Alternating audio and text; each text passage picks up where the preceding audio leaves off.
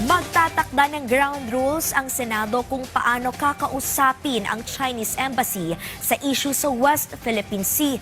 Layo nitong maiwasan ang lalo pang umiinit na world war o bangayan sa pagitan ng mga opisyal ng Embahada ng China at ilang senador. Yan ang sentro ng balita ni Luisa Erispe.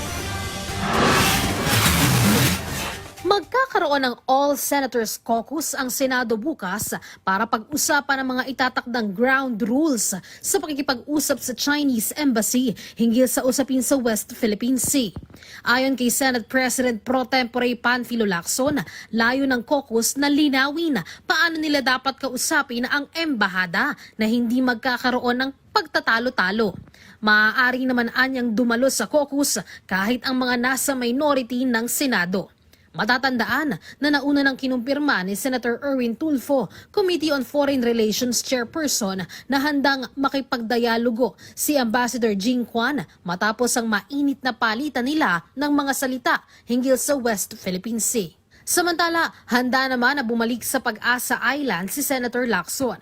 Muli niyang binigyan diin na dapat depensahan ng Pilipinas ang isla at ang Kalayaan Island Group dahil malinaw na mga Pilipino ang naninirahan doon.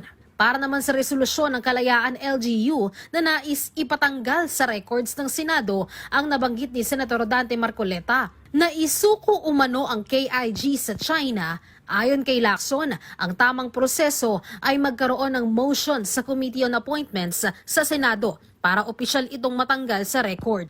Pero para kay Senator Dante Marcoleta, nanindigan siya na wala siyang sinabi na pagsauli sa KIG, kaya't wala dapat umanong tanggalin. Luisa Erispe para sa Pambansang TV sa Bagong Pilipinas.